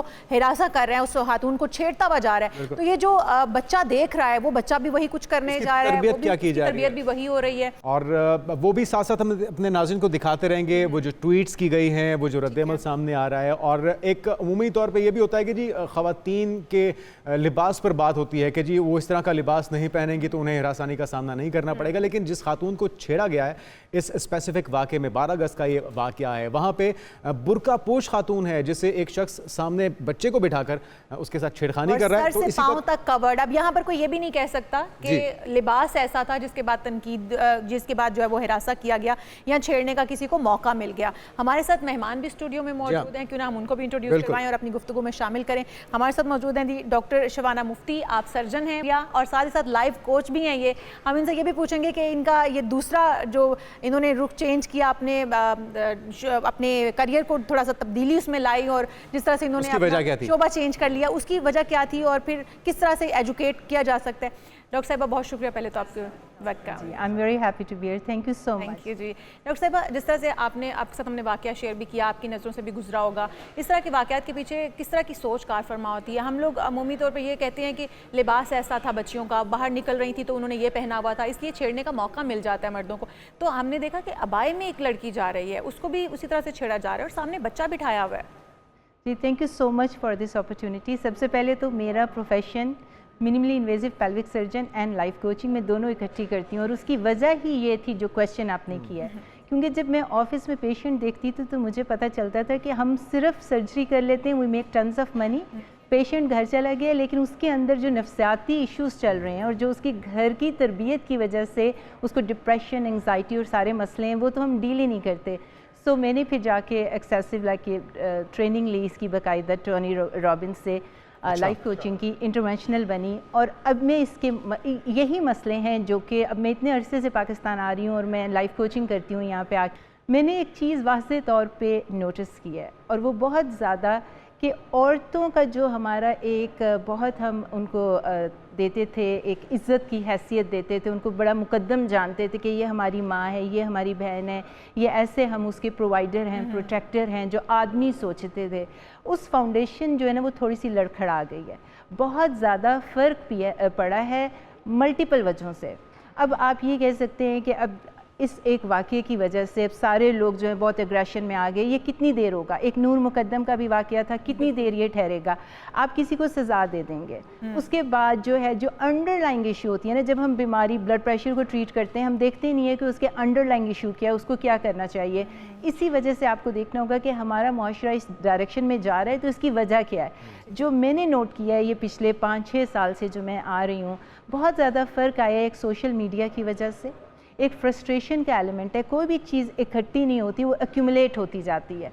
औरतों की जो एक फेमिनिज़म की जो सारी रूह चली थी, उसकी वजह से जो कंपटीशन डेवलप हुआ है औरतों और आदमियों के अंदर, पहले वो एक दूसरे को कॉम्प्लीमेंट करते थे, लेकिन अब ये हुआ कि जब औरतों ने ये कहा जी कि हमारा ये राइट है, हमने एजुकेशन हासिल की, हमारा ये मुकाम आ गया, एक फ्रस्ट्रेशन का एलिमेंट आ गया मर्दों के अंदर। उन्होंने अपने आप को एजुकेट करने की बजाय, आगे जाने की बजाय एक अलग से फ़ौज तैयार कर ली। अच्छा डॉक्टर साहब, अमूमी तौर पे जो घर का माहौल होता है, जो आसपास का इर्द गिर्द का माहौल होता है, वो बहुत ज़्यादा असरअंदाज होता है। अब ये जो आप जिसकी निशानदही कर रही हैं बिल्कुल ये ठीक है, लेकिन सोल्यूशन क्या है, हल क्या है, किस तरह से इसको चेंज किया जाए? ये जो सारी अंडरलाइंग इशू तक जा रही है, अब वो जो बंदा बैठा हुआ था अपने बच्चे के साथ, आप ये देखें कि एक तो अब्यूज़र हो गया जिसने जो है वो अब्यूज़ कर रहा था, सेक्सुअली हरास कर रहा था, एक विक्टिम हो गया। विक्टिम तो यहाँ पे पूरे बुरके वाले थी, यहाँ पे तो भुगतना पड़ रहा है जो पीछे से चीज़ें एक्यूमुलेट हो रही हैं सोसाइटी के अंदर। औरत का जो इमेज क्रिएट किया जा रहा है, आप सोशल मीडिया पे जाके देखें, उसको ये कहा जा रहा है जी, मैं जितने भी शोज़ में गई हूँ, एक्स्ट्रा मैरिटल अफेयर की बात हुई है, वहाँ पे ये बात हो रही है जी कि औरतें जो हैं गोल्ड डिगर्स हैं, उनको जो है बहुत ज़्यादा एजुकेशन ग्लोबलाइजेशन के बाद, बहुत तरक्की के बाद आदमियों में फ्रस्ट्रेशन आ रही है, उसके बाद जो घर की तरबियत है, जो पहले ये था जी ये हमारे माँ हैं, ये हमारे बाप हैं, वो सारी फाउंडेशन हिलकर रह गई है। तो जब घर की तरबियत ख़राब होती है ना, तो उसमें ये होता है वो बच्चा भी तो सेफ नहीं है जो मोटर बाइक पे उसके साथ बैठा हुआ था, से बड़े भाई से जो भी था, और आपको ये कैसे पता है कि उस बच्चे को अब्यूज़ नहीं किया जा रहा। तो घर के अंदर जो एजुकेशन है, जो ये पूरा मुआशरा एक तरफ लगा है, और जो सोशल मीडिया की आपके ऊपर बहुत ज़्यादा प्रेशर आ गया कि औरत का एक इमेज क्रिएट किया गया है, औरत का जो मुझे ओवरऑल यहाँ पे नज़र आ रहा है उसकी इज्जत अगर पहले यहाँ पे की जाती थी तो अब बहुत नीचे आ गई है। अच्छा, एक ये भी एलिमेंट है कि उन्हें खौफ नहीं है कि हमें कोई पकड़ेगा या हमें कोई ऐसी सज़ा मिल पाएगी जिसकी वजह से हमें ये नहीं करना चाहिए। ये लॉ एंड ऑर्डर की तरफ अगर आप जाएंगे ना, वो एक अलग सिचुएशन है। अगर वो जिस तरह मैंने आपको बताया कि 2-4 केसेस को आप सज़ा दे देंगे,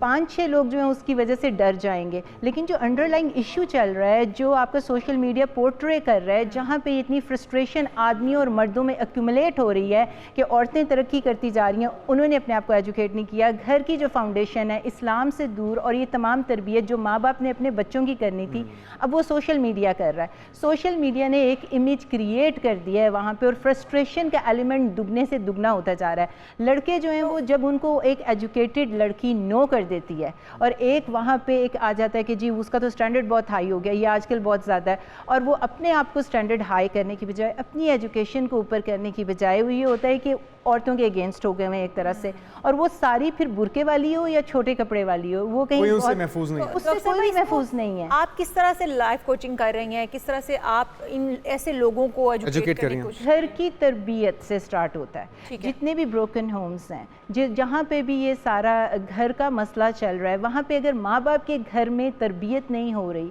अगर माँ बाप अपने बच्चों को एजुकेट नहीं कर रहे, तो फिर वहाँ आप आगे लेवल पे जा ही नहीं सकते। वहाँ पे आपको दीन और दुनिया को लेकर चलना पड़ेगा। वहाँ पे आपको ये बताना पड़ेगा कि सोशल मीडिया जो है सिर्फ एक ग्लैमरस वर्ल्ड है, उससे हटके जो है आपने जो एजुकेशन अपने बच्चों को दे रहे थे उससे ज़माना बहुत पीछे हट। हमारे यहाँ एक जो दौड़ शुरू हो गई है कि अच्छे हमने स्कूल्स में पढ़ाना है। हम देखते हैं हमारे बहुत सारे ऐसे अच्छे, मैं नाम नहीं लूँगी, बहुत सारे बड़े बड़े स्कूल्स हैं जिनके अंदर भी बच्चों की तरबियत उस तरह से नहीं हो पा रही है। तो घर से तरबियत करने के लिए माँ बाप भेज देते हैं स्कूल में कि हमने एक बड़े स्कूल में, एक बड़े इंटरनेशनल स्कूल में अपने बच्चे को हम एजुकेशन दिलवा रहे हैं, घर में वो तरबियत नहीं हो रही है।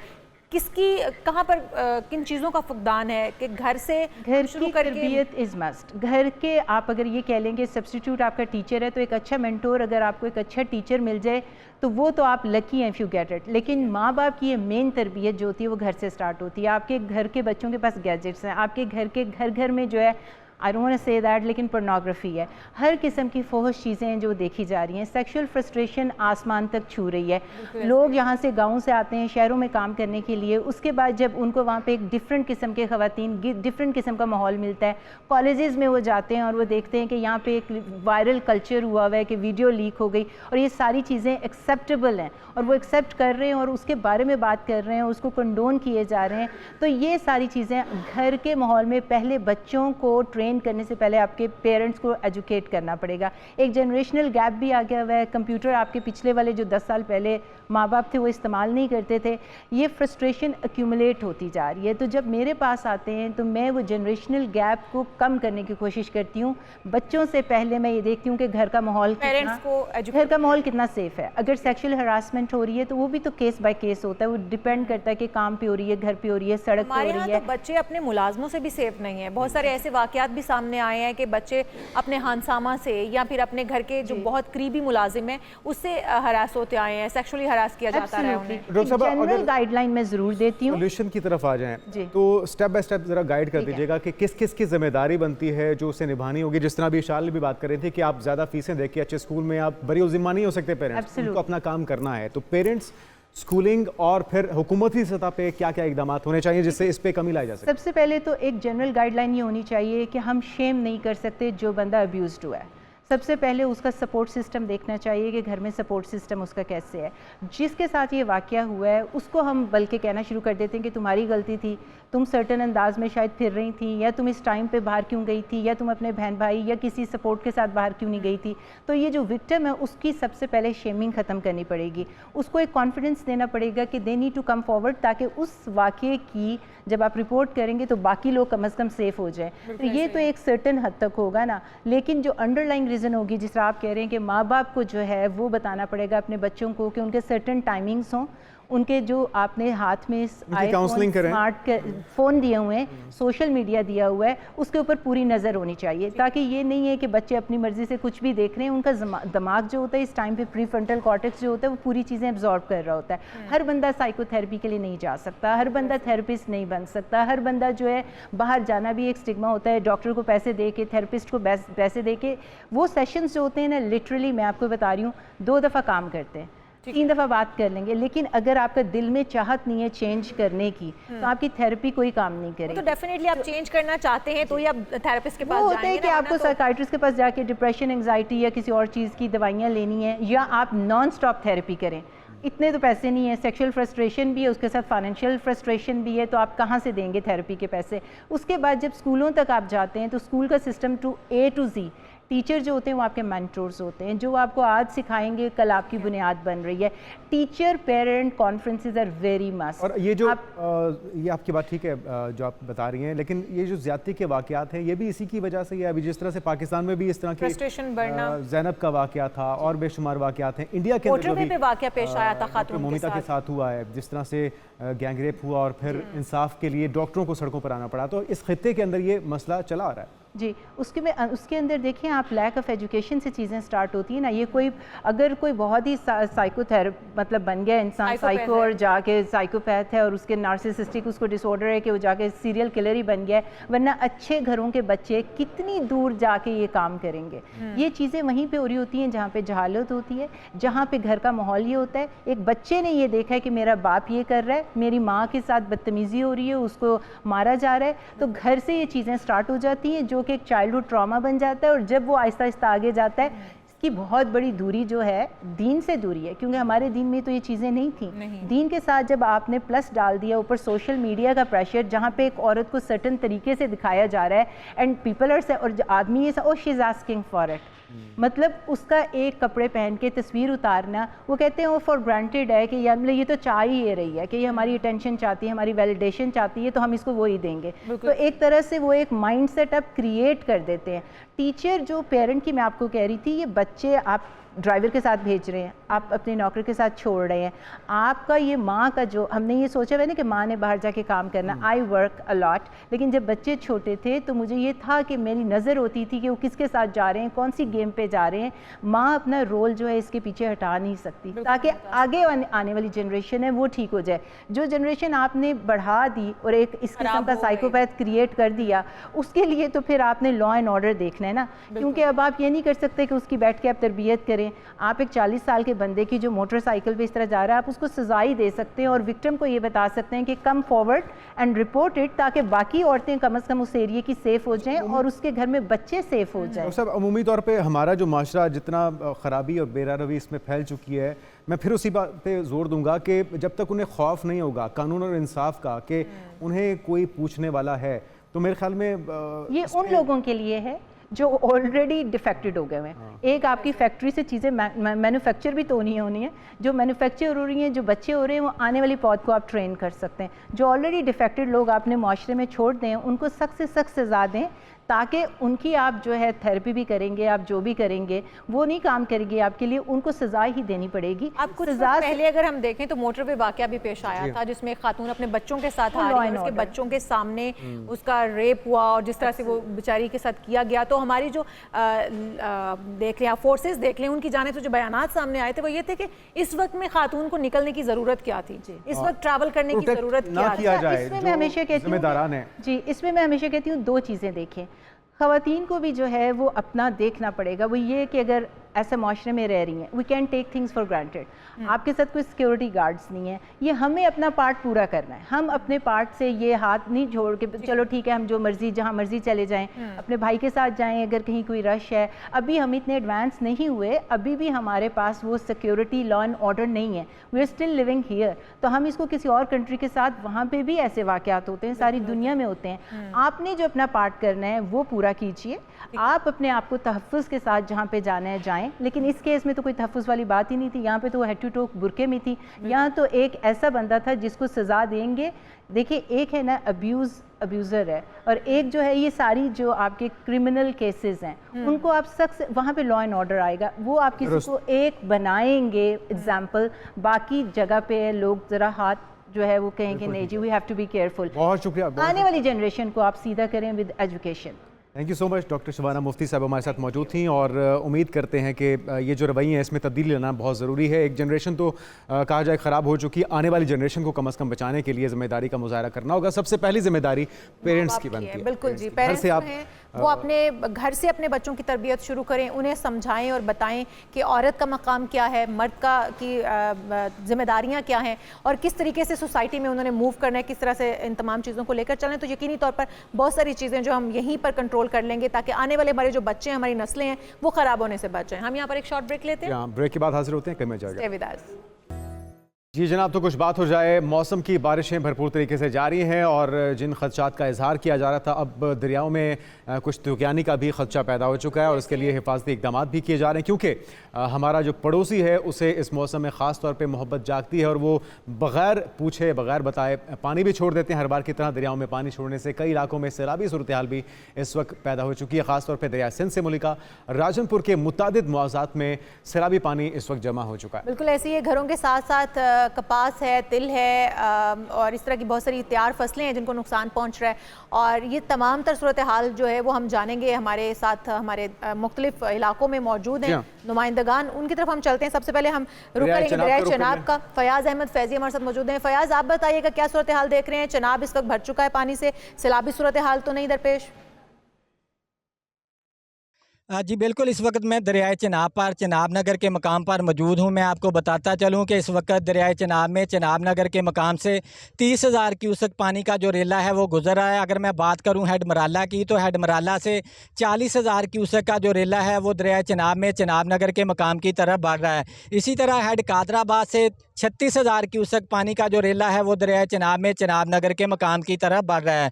अगर बात की जाए ज़िले इंतज़ामिया की जानिब से इंतज़ामात की, तो ज़िले इंतज़ामिया की जानिब से पहले ही तमाम तर जो इंतज़ामात हैं वो मुकम्मल हैं। मैं आपको बताता चलूँ कि चनाब नगर और गिरदोनवा में इसी हवाले से फ़्लड रिलीफ जो कैंप हैं वो भी लगा दिए गए थे, और डिप्टी कमिश्नर ऑफिस में फ़्लड कंट्रोल रूम भी कायम कर दिया गया था। अगर बात करूँ दरियाब के नशेबी इलाकों की, तो वहाँ से रेस्क्यू की जो टीमें हैं वो लोगों को महफूज मकामात पर मुंतकिल कर रही हैं। अगर इंडिया की जानिब से दोबारा पानी छोड़ा जाता है दरियाए चनाब में, तो चनाब नगर के मकाम पर जो नुकसानात हो सकते हैं उस हवाले से भी आपको आगाह करता चलूँ कि चनाब नगर और उनके साथ साथ जो मुल्हका गाँव हैं, 150 के करीब गाँव हैं, वो मुतासर हो सकते हैं, और इनमें जो आबादकारी है वो तकरीबन 3 से 4 लाख लोग हैं जो इससे मुतासर होंगे। इसके साथ साथ सैकड़ों एकड़ पर काश्त की गई गन्ने की और चावल और जो मकई की फसल है उसको भी नुकसान पहुंच सकता है। इस हवाले से ज़िले इंतज़ामिया की जानिब से भी तमाम जो इंतज़ामात हैं वो मुकम्मल हैं।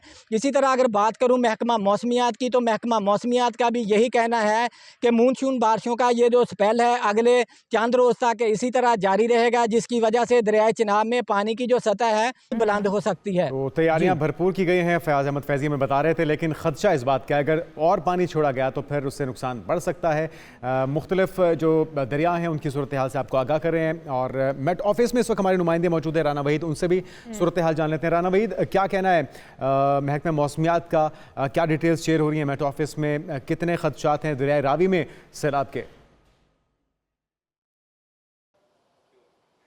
जी बिल्कुल, मैं इस वक्त मौजूद हूँ पीडीएमए के जो मॉनिटरिंग रिकॉर्ड रूम है। यहाँ पे अगर देखा जाए तो तमाम डैम्स जो हैं पाकिस्तान भर के और जो दरिया हैं उनमें जो पानी का बहाव है उसको मॉनिटर किया जाता है। इस वक्त मेरा कैमरामैन अगर आपको दिखाए तो ये तमाम दरियाओं को जो है ये मॉनिटर किया जा रहा है, जिसमें रावी भी है, इसी तरह चिनाब भी है, और उसी तरह अगर देखा जाए इसी तरह मंगला डैम है, मराला के मुकाम है, मुख्तलिफ दरिया की जो पोजीशंस हैं इस वक्त जो सूरत हाल है पानी की उसको मॉनिटर किया जा रहा है। अगर दरिया रावी की बात की जाए तो जो जसर का मुकाम है जहाँ से इंडिया का पानी जहाँ पे जो लाब में दाखिल होता है, तो उसमें अगर देखा जाए तो इस वक्त जो 6000 क्यूसिक का बहाव है पानी का। और इसी तरह पीडीएमए हुकाम के मुताबिक जो है शादरा का मुकाम जो है, चूँकि यहाँ पे बहुत से नाले जो हैं वो जो मिलते हैं दरिया रावी को, तो वहाँ पे जो पानी का भाव है वो 14,000 से लेकर 17,000 तक जो क्यूसिक पानी जो है वहाँ पे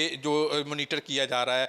तो आम तौर पे यहाँ पे PDMA हुकाम से मेरी बात भी हुई है, उनका ये कहना है कि जो सैलाब की सूरत हाल बनती है वो तकरीबन 40,000 क्यूसिक से लेकर जो है वो 1 लाख क्यूसिक तक अगर पानी हो तो तब सूरत हाल जो है वो सैलाब की बन सकती है। लेकिन अभी चूँकि पानी की जो पोजीशन है दरिया के अंदर वो नॉर्मल है और मुतलका जो मुलिका आबादियाँ हैं उनको भी अभी तक कोई अलर्ट जो है दरिया रावी से जो है वो PDMA की जानिब से नहीं जारी किया गया, चूँकि अभी तक जो कैचमेंट है जो इंडिया का डैम है वहाँ पे जो कैचमेंट के उनके पानी को भी जो है PDMA की जानिब से मॉनिटर किया जा रहा है और वहाँ पे अभी तक चूँकि उनका 25% डैम जो दरिया रावी के मुकाम पे है वो अभी तक फिल हुआ है, जबकि 75% वहाँ पे भी एम्प्टी है उनका डैम। और अभी तक इंडिया की जानिब से जो दरिया रावी के अंदर जो पानी छोड़ने के हवाले से बात की जा रही थी उसमें अभी तक जो है वो कोई हकीकत सामने नहीं आई, चूँकि जो अभी तक जो मॉनिटरिंग आई है जो जसर का मुकाम है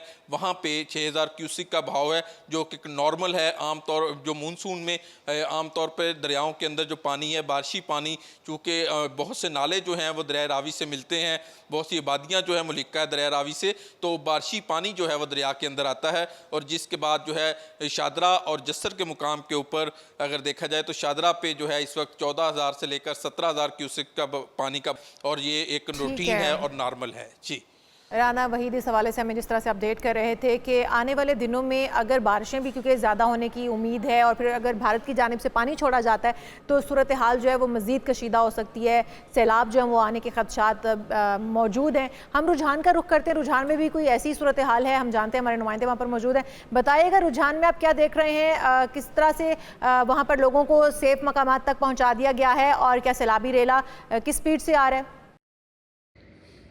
जी, हमेशा की तरह भारत ने आबी जारियत करते हुए एक बार फिर दरियाए चनाब में जो है वो पानी छोड़ दिया है। मैं इस वक्त कोटमिठन के मकाम पर दरियाए सिंध पर मौजूद हूँ। यहाँ पर भी पानी की सतह में मुसलसल इजाफा रिकॉर्ड किया जा रहा है। इस वक्त जो है वो 5 लाख क्यूसेक से ज़ायद का पानी गुजर रहा है और इसमें जो है वो मुसलसल इजाफा देखने में आया है, तो जिसकी वजह से दरिया के कच्चे के इलाके तो पहले भी कुछ मुतासर थे, लेकिन अब जो इर्द गिर्द की पक्के की आबादियाँ हैं उनमें पानी दाखिल हो रहा है, जिससे जो है वो कपास की फसल और तेल, मूंगी और दीगर फसलें जो हैं वो मुतासर हो रही हैं और मकामी आबादी जो है वो नकल मकानी करते हुए वो महफूज मकामात पर मुंतकिल हो रही है। तो यहाँ पर जो है मैं ये भी बताता चलूँ कि अब पानी की सतह में इजाफा जो है वो ज़्यादा देखने में है, जिसकी वजह से जो अब महफूज मकामात की आबादियाँ हैं उनमें भी खौफ व हरास पाया जाता है।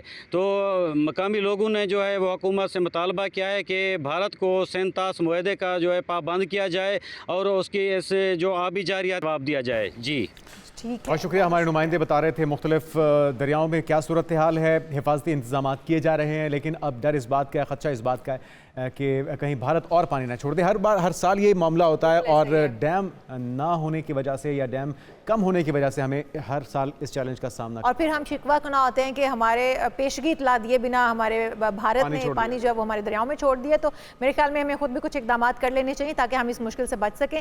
हम ब्रेक पर जा रहे हैं, ब्रेक पर जाने से पहले आपको बताएं कि ब्रेक से जब हम वापस आएंगे तो हम बात करेंगे खवातीन के आंसुओं पर कि वो किस तरह से कितने ताकतवर हैं खवातीन के आंसू और उनके असरात क्या होते हैं, किस तरह से और फवायद क्या हैं, नुकसानात क्या हैं, इन सब पर बात करेंगे, लेकिन एक शॉर्ट ब्रेक के बाद। स्टे विद अस।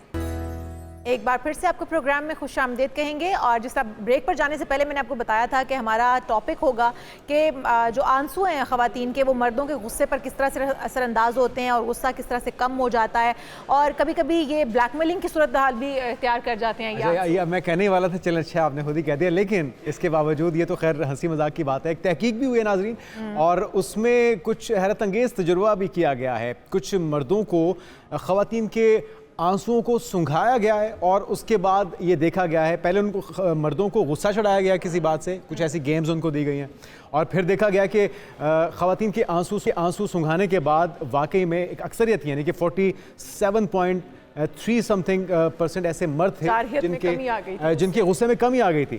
तो बड़ी ताकत है ख़वातीन के आंसुओं में, लेकिन बात फिर वही है कि उनका सही इस्तेमाल भी होना चाहिए। बिल्कुल जी, उनका सही इस्तेमाल होना चाहिए, वरना ये आंसू जो है ब्लैकमेल भी कर लेते हैं, और जब आप ब्लैकमेल करते हैं किसी को तो वो इमोशनली कुछ देर के लिए तो ब्लैकमेल हो जाएगा उन आंसुओं से, लेकिन बाद में वो आपके आंसू जो हैं वो उनका अपना असर ज़ाहिर कर जाएंगे। तो एक्सपर्ट से राय ले लें इसमें कितनी सदाकत है। डॉक्टर नबिया हमारे साथ मौजूद हैं, साइकोलॉजिस्ट भी हैं। डॉक्टर साहब, आपको वेलकम कहेंगे पाकिस्तान मॉर्निंग में।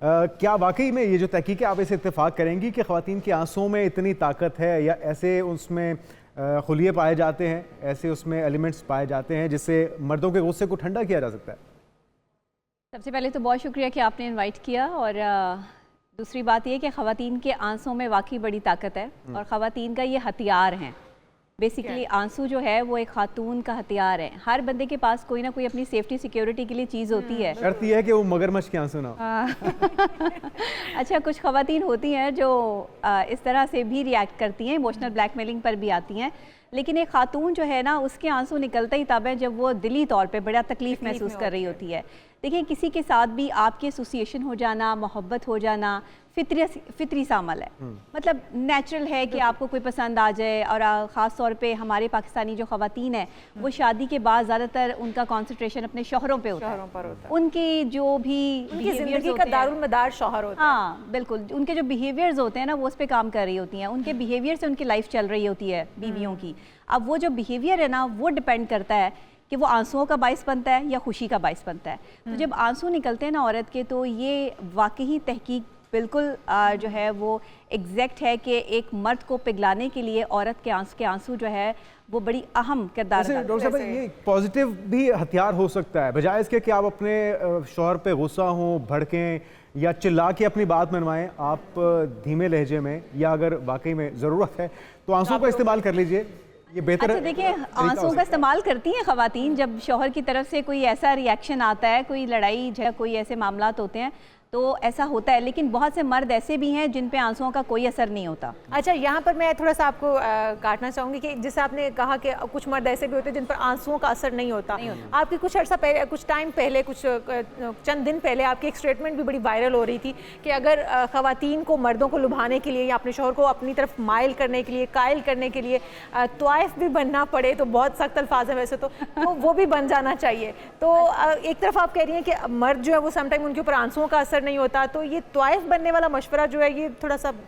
देखें, ये तो मैं बहुत जगह पर अपनी स्टेटमेंट की वजाहत कर चुकी हूँ, आपके मॉर्निंग शो में अब आई हूँ तो फिर दोबारा से बता देती हूँ, आपकी अपनी एक ऑडियंस है। देखिए, मैंने ये बात इसलिए की थी कि एक मर्द जो है ना वो मुख्तलिफ़ किस्म की ख़वातीन के साथ बैठना, रंग पसंद होते हैं उसको, वो रंगीन है, उसको अच्छा लगता है कि कोई अच्छा बोलने वाली, अच्छा दिखने वाली खातून जो है वो उसको नज़र आती रहे। ये मर्द की एक साइकी है, इसको घर में बैठी हुई औरत जो है वो समझ नहीं पा रही। तो मैंने उनको समझाने के लिए एक आसान फहम अल्फाज इस्तेमाल करके कि बाहर मर्द क्या करने जा रहा है, आप उसे सब कुछ प्रोवाइड कर रही हैं, उसके कपड़े धो रही हैं, उसको खाना दे रही हैं, उसके लिए हर चीज़ कर रही हैं, बट आप क्या नहीं कर रही हैं जिसकी वजह से एक्स्ट्रा मैरिटल अफेयर्स जो हैं वो हमारे माशरे में बढ़ते चले जा रहे हैं। जब मैंने इस पर रिसर्च की तो मुझे महसूस हुआ कि मर्द सिर्फ एक अदा का भूखा होता है। मर्द किसी भी औरत की एक अदा पे अपनी जान तक निछावर करने के लिए तैयार हो जाता है। तो ये अदा उसे कहाँ से मिल रही है? ये अदा उसे उस औरत से मिल रही है जिसने अदा दिखा के उसको लुभाया है।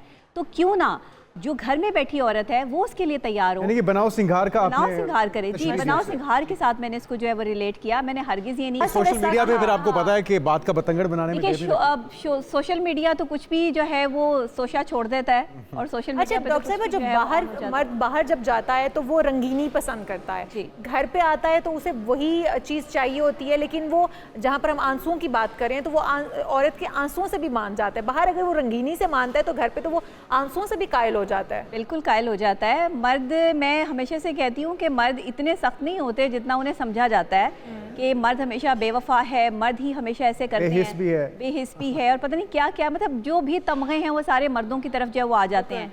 शायद मैं वाहिद ऐसी साइकोलॉजिस्ट हूँ जिसने मर्दों के हवाले से जो है वो बहुत सी वीडियोस की और ये साबित भी किया कि मर्द भी फीलिंग्स रखते हैं, मर्द के भी एहसासात और जज्बात हैं, सिर्फ औरत ही पर हम बात ना करें बल्कि मर्दों के हकूक़ लेकिन के भी हमारे हवाले यहाँ से मर्द बात जो है करें। वो अपनी फीलिंग्स जो जाहिर नहीं करते हैं, वो बड़े छुपे रुस्तम होते हैं, अपने जज्बात को वो दबा समटाइम जाते ये भी हैं। होता है ना कि उसका उल्टा मतलब भी ले लिया जाता है। अगर मर्द कोई खुशी के मौके पे कोई अपनी लूज बॉल फेंक दे या कोई ऐसी माजी की कोई चीज़ शेयर कर दे अपने लाइफ पार्टनर के साथ, तो वो फिर जब झगड़ा हो जाता है तो उसके लिए नुकसानदेह भी साबित होता है। अच्छा, मैं समझती हूँ औरतों को ना लड़ना नहीं चाहिए। अगर आपके शौहर के साथ आपका बहुत ज़्यादा झगड़ा हो गया ना, तो आप वही आंसुओं का इस्तेमाल करें जो आपके पास हथियार हैं, उसको ये आपसे सिंपैथी हो जाएगी। ये वाले बात खत्म हो हथियार जाएगी। क्या मर्द भी इस्तेमाल कर सकते हैं? मर्द बहुत कम इस चीज़ का इस्तेमाल करते हैं। जब वो बहुत तकलीफ़ में होते हैं या किसी ऐसी अजियत से गुजरते हैं जो उनके लिए नाकाबिले बर्दाश्त होती है, मर्द तब जाके आंसुओं का इस्तेमाल करते हैं। और मर्द के आंसुओं का औरत पर क्या असर होता है?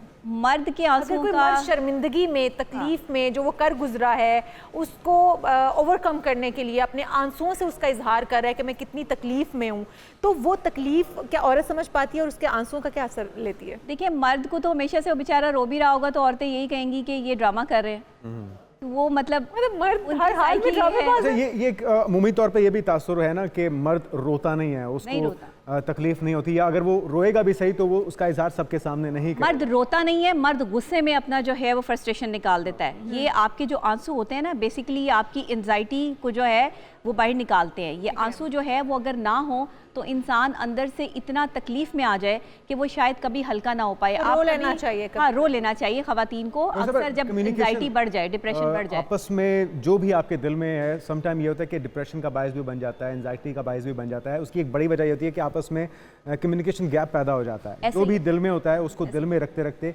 इतनी चीज़ें बढ़ जाती हैं कि फिर वो रिश्तों को टूटने का बायस भी बन जाती हैं। तो एक दूसरे से गुफ्तगू कर लेना, कम्युनिकेट कर लेना, जो भी गलत फहमी है वो कितना ज़रूरी है। असल में मैं खवातीन को कहती हूँ और उन बीवियों को कहती हूँ जिनके शौहर उनसे बात नहीं करते, कि आप अगर कम्युनिकेट नहीं कर सकती ना फेस टू फेस, आपके अंदर इतनी जो है वो नहीं है कि मेरे अंदर इतना कॉन्फिडेंस नहीं है कि मैं बात कर सकूँ, तो मैसेज एक बहुत अहम जरिया है। उसमें आप वॉइस मैसेज के थ्रू भी और रिटन मैसेज के थ्रू भी अपने शौहर को अपनी फीलिंग्स जो है वो शेयर कर सकती हैं। पाकिस्तान में कितने ऐसे लोग हैं जो एक दूसरे को, मियाँ बीवी जो है वो सुबह डेली जो है वो आई लव यू का मैसेज करते हैं।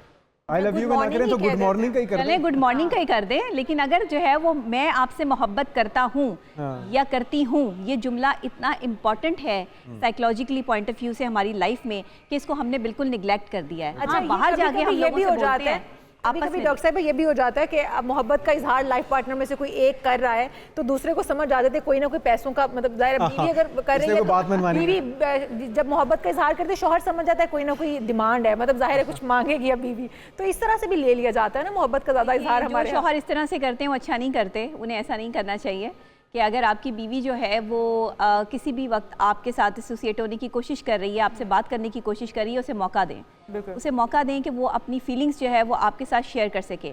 अच्छा, उस मौके में आप कोई टाइम पीरियड ना रखें कि ये टाइम पीरियड है, बस इतनी देर में तुमने मुझसे बात करनी है और मेरे पास इसके ज़्यादा वक्त नहीं है। जब आप एक टाइम पीरियड ऐसी कन्वर्सेशन के दरमियान में रख देते हैं जिसमें इंसान अपनी फीलिंग्स को एक्सप्रेस कर रहा होता है, बता रहा होता है दूसरे बंदे को, तो वहाँ आके उसकी सारी इमोशंस टूट जाती हैं और तवज्जो नहीं से कह पाता। सुनना, क्योंकि हमारे यहाँ गैजेट्स का यूज़ दा है। अगर बीवी बात कर रही है तो शौहर फ़ोन पर लगा हुआ है, शौहर बात कर रहा है तो बीवी, और अगर बच्चे बात करें तो पेरेंट्स फ़ोन पर लगे हुए हैं। ऐसे तो ये चीज़ जो है ये कितना डिस्टर्ब करती है मेंटली आपको कि आपको कोई तवज्जो नहीं दे रहा। देखिए, मेंटली तो बहुत ज़्यादा डिस्टर्बेंस क्रिएट हुई जब से मोबाइल फ़ोन आया। मोबाइल फ़ोन का इस्तेमाल सिर्फ कॉल सुनने और करने के लिए था। हर वक्त उसमें जो है वो मुख्तलिफ़ किस्म की ऐप्स का देखने के लिए या 24 आवर्स जो है उसके साथ अटैच होने के लिए नहीं था। इसने हमारे रिश्तों को बहुत डैमेज किया है, और हमारे रिश्तों को डैमेज करने में जो सबसे बड़ा हाथ है वो जदीद टेक्नोलॉजी का है। अभी तो AI का दौर है, आपको पता है, आर्टिफिशियल इंटेलिजेंस है, तो इससे कम्पीट करने के लिए अभी तो और आप रिश्तों में जो है वो मज़ीद दरारें देखेंगे, क्योंकि ऐसी ऐसी ऐप्स और ऐसी ऐसी चीज़ें आ गई हैं कि जहाँ से आप घर बैठे पैसा कमा रहे हैं। आपके पास इतना वक्त ही नहीं है, आपकी वालदा आपके साथ बात करना चाह रही हैं, आपका शौहर, आपकी बीवी आपके साथ बात करना चाह रही है, इवन बच्चों के कोई स्कूल के मामलात हैं या कोई मैटर्स हैं तो आप उसमें टाइम नहीं इन्वेस्ट कर पा रहे हो क्योंकि आपका ऑनलाइन सेटअप चल रहा है। जी मेरा ऑनलाइन बिजनेस है, 1 मिनट के लिए भी मैं आंखें नहीं उठा सकता या उठा सकती। ख़वातीन भी कर रही हैं, मर्द भी कर रहे हैं। इससे क्या हो रहा है कि आपका घर निगलेक्ट हो रहा है। अपना एक मखसूस वक्त रखें हर चीज़ का। मैं कहती हूँ कि अपना मखसूस टाइम जो है वो स्पेंड करें, अपने काम के साथ भी करें और अपनी फैमिली को भी टाइम दें। ये वाला बहाना करना कि मैं मसरूफ़ हूँ, ये कोई बहाना नहीं है। ऐसा ही है। अच्छा, इंसान दोबारा जितना से मर्जी मसरूफ़ हो वक्त निकाल लेता है। बिल्कुल जी। अच्छा, दोबारा से आंसुओं की तरफ आऊँगी कि आंसू खुशी के भी होते हैं और गमी के भी होते हैं। आपने कहा कि आंसू बहा लेने चाहिए, फ्रस्ट्रेशन आपकी कम हो जाती है, आपका गम जो अंदर से हल्का हो जाता है, आप हल्के हो जाते हैं, रिलैक्स हो जाते हैं। तो ये कैसे डिफरेंस किया जाए कि खुशी के आंसू हैं, ये गम के आंसू हैं? आंसू तो आंसू होते हैं ना, आपके फेस एक्सप्रेशंस बता देते हैं कि आप खुशी के आंसू जो है वो बहा रहे हैं या आप गम में हैं। क्योंकि शौहर समटाइम ये भी समझ सकते हैं ना कि बीवी इस वक्त खुशी में आंसू बहा रही है, उसे कुछ चीज़ बहुत पसंद आ गई है, कुछ चीज़ अच्छी लगी है। खुशी में वैसे बीवियां आंसू बहाती नहीं है। अच्छा वो गम में ही बहाती हैं। उनको जब गम फील हो रहा होता है, शौहर की तरफ से निगलेक्शन फील हो रही होती है, वो तभी इस चीज़ का इजहार आंसू में कर रही। अच्छा, कुछ खवातीन को मैंने देखा है वो छुप के रोती हैं। ठीक है, उनके शौहरों को कभी पता ही नहीं चलता वो रो रही हैं। उनके एक्सप्रेशंस क्या हैं या उनकी फीलिंग्स उनके लिए क्या हैं। छुप के रोने का कोई जवाब नहीं है। आप छुप के मत रोएं। आपको जो एक्सप्रेशन अपने जो है वो अपने शौहर के साथ आपकी जो भी मामलात हैं वो खुल के उसको बयान करें। अगर वो आंसू जो है वो आपके शौहर का दिल पिघला सकते हैं तो उन्हें छुप के जो है वो बहाने का कोई फ़ायदा नहीं है। वैसे भी मर्दों को चाहिए कि औरतों को इस लेवल तक आए कि वो आंसू बहाएं। आंसू बहाने से पहले ही अगर एक दूसरे के पेन को या ज़रूरत को या तकलीफ को समझ लिया जाए तो उससे ज़्यादा बेहतर नहीं है जी। आंसू तो मेरे ख्याल में आखिरी स्टेप है, आखिरी ऑप्शन भी होना चाहिए। बिल्कुल ऐसे ही है। मैं वही आपको जो है वो कह रही थी कि आप मर्द जो हैं वो वहाँ तक औरतों को लेके ही ना जाएं, मर्द वहाँ तक ना लेके जाएं।